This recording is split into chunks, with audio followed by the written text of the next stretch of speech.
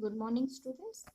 Today, in the previous class, we have studied about the green generation, about the green buildings, that is first generation green building, second generation green building, and zero energy building.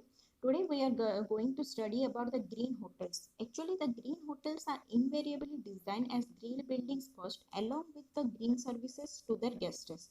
And hotels present an even greater scope for saving power, water, etc. than green buildings do. For a hotel to become an environmental friendly, it has to take the three steps. What are the three steps? First, it has to take the water positive, second one is carbon positive, and third one is zero solid waste. What comes in water positive? They try to generate more fresh water than they use, and this is done by the rainwater harvesting and reuse of the wastewater after treatment for gardening and non-potable uses.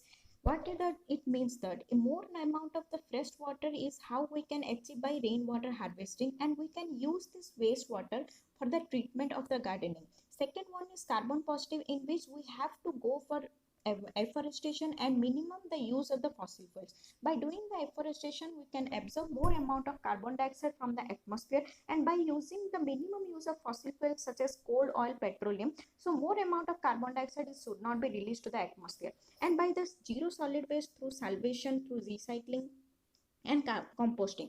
Recycle salvation is nothing but anything that has been put to use that would otherwise have been wasted. Means it is saying that if a wastewater is there, if we can recycle and retreat it, it is a better and efficient way to handle the environment. And these green hotels also have several energy saving devices such as CFL bulbs, efficient pumps, timer switches, etc. Even their door keys are smart cards, which are also used to operate the room lightnings and air conditioner by the customers.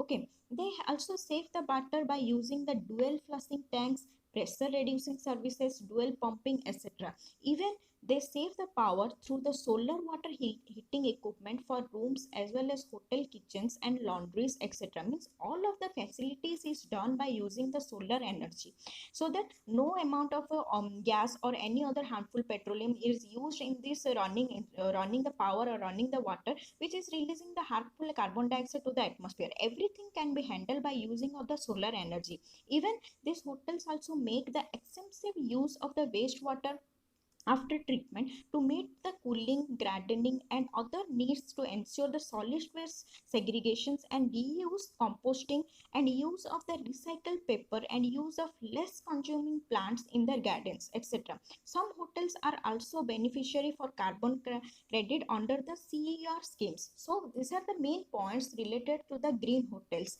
And another important point is that also the important point is about hospitals. You have to remember about the hospitals also, green hospitals. So green hospital is relatively new concept, but it in fact not new, since it is based on the concept already known to us. Namely, even we are dealing with the green buildings, green hotels, green technology. Similarly, there are also termed as green hospitals.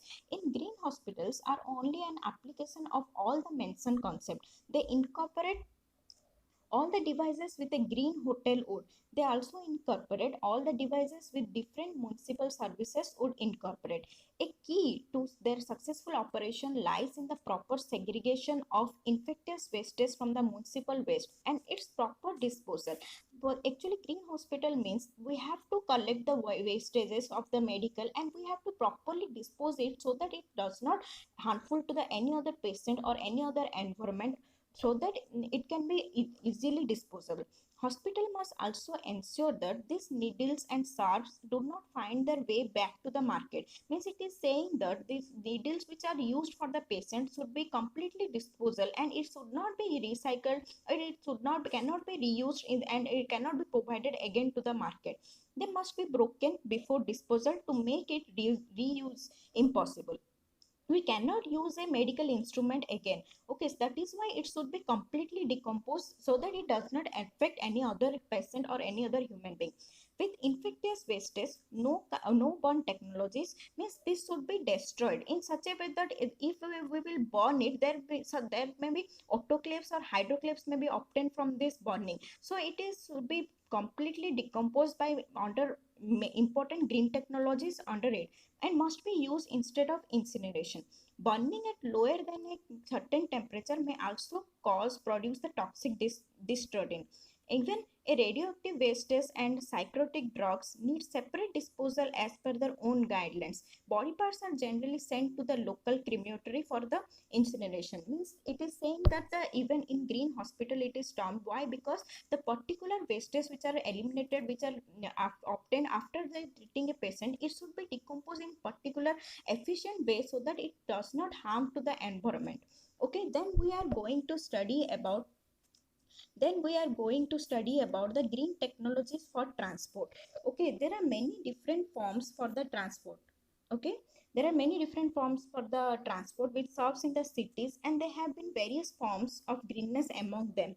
The main thing is that we have to use the biofuels, and we have to use the smaller cars such as hybrid cars or electric cars. We have to switch over remember CNGs and LPGs gas, facilitations of the traffic by providing the flyovers, tunnels, wider roads, and discouraging the of traffic in certain areas by various means, and mass transports and business, trains, metros, monorails, etc., and bettering the planning and layout of new towns with walkways, cycle paths, etc., connecting the residential and working areas. What happens? Biofuel. Remember first what biofuel. Biofuel are mainly used as additives up to approximate 10% of petrol. We can use this as an additive up to 10% of, in place of the petrol, and this addition reduces the demand on fossil fuel, and in some cases like India, their uses reduces the need for import of petrol and diesel to that extent. Okay. Second point, it lies that petroleum and diesel driven motor cars are now being gradually replaced by electric and hybrid cars. Nowadays, the petrol use or diesel use motor cars are mostly replaced by the electric cars and hybrid cars. As a present day favorite of people is to replace the petrol and the diesel oil with cheaper alternative fuels like CNG and LPG. By using the CNG and LPG, less amount of carbon dioxide is released to the atmosphere. So, nowadays, for economically environmentally friendly, we are using the CNG and LPG gas, which are also some readily available in some place. A small capital cost is involved in adjusting this fuel feeding arrangement to suit the gas proposed to be used. This uses is primarily due to the government pricing policy and readily availability. This uses is morely extended nowadays because of the government facilities. Even one example is there in the Netherlands electric car. In the Netherlands, electric vehicles are available to use on their hire basis in the downtowns part of some cities. They help to reduce the pollution, traffic congestion, and carbon emissions. Mainly by using the electric vehicles, we can reduce the pollution, how much amount of carbon dioxide, that much amount is not released. We even release the traffic congestions and even carbon emissions. In Mumbai, what happens? About 50,000 taxis have switched over of the CNG gases, because it is, we have seen that more amount of pollution is created by using a petrol, diesel, or vehicles. So by using the CNG or LPG or CNG vehicles, we can release the less amount of carbon dioxide to the atmosphere. Then next we have to see what about the green roads. Okay, India is planning to invest enormous sum of money in the infrastructure, starting with the roads, railways, bridges, ports, airports, water, sanitation, power, gas, irrigation, and telecom. And most of these items will be added to the mainly roads and highways. Okay, the present roadway length is 3.3 million kilometers, which is barely the second largest in the world, and it barely 45% are paved. New paved roads are planned about 15,600 kilometers, and a tax extensions for 10 years is again being offered for the investment made in the infrastructure. We have to understand that a concept similar to the lead concept is taking shape for providing the guidelines for the design of what made, which is called green roads. Means as similarly we have studied yesterday in the previous class, that is lead concept, about the platinum certificate, gold certificate. Similarly, there is also the guidelines provided for having a green roads. Mainly the green roads would have deal with many items such as it can deal with environment, water, congestion, safety, construction activity, materials, technologies, etc.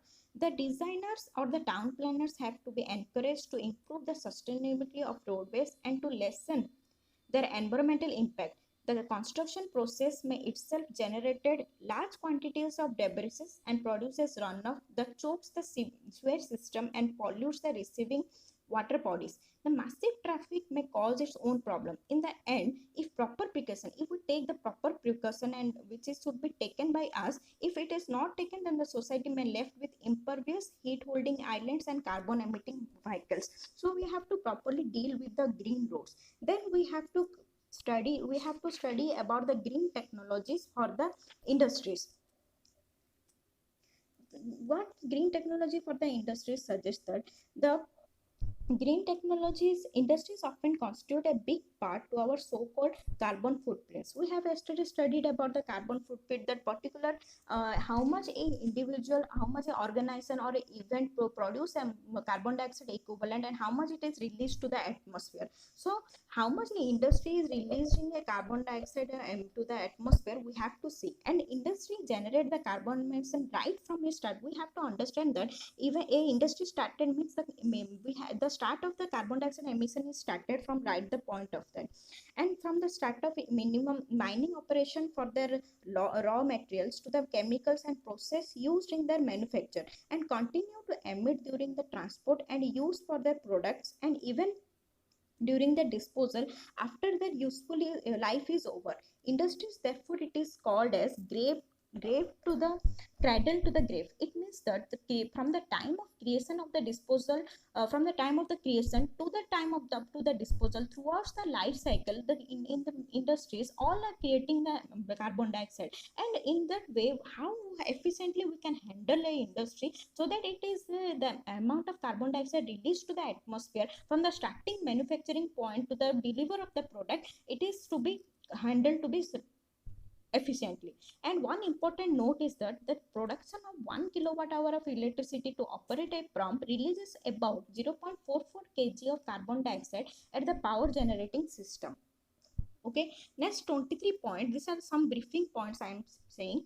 The carbon capture and and the sequencing scheme, which is a CCS. The stepwise approach is that the capture of carbon dioxide gas at the source. Where if we in the industry we have found at that source the carbon dioxide is released, if we capture the carbon dioxide at that particular source, then it is very beneficial.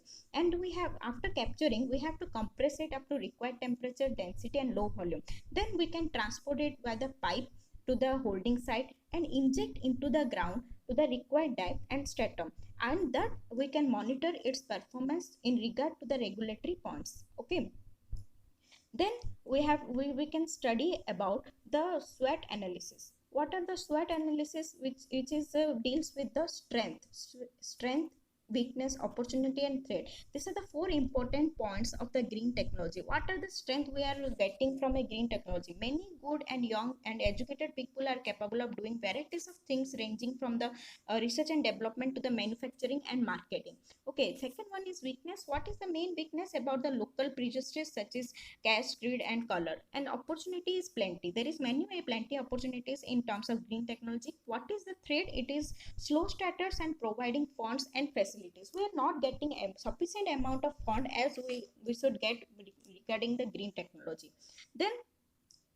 Then we have to see what are the particular projects dealing in India nowadays regarding the green building. Some projects are Hawa Mahal, which is articulate windows and provide the cool breeze in a desert. Hawa Mahal is one type of green building, and Golconda is also one type of green building where ventilation is designed to fresh cool. Another is in Pune, in Bangalore. You can see some fewer examples which are in present in the India, which are the green buildings. There is also the Rain Tree hotels in the China. There is also Rajiv Gandhi International Airport in Hyderabad. There is also Punjab Forest Complex. These are all the examples of present day green buildings in projects in India.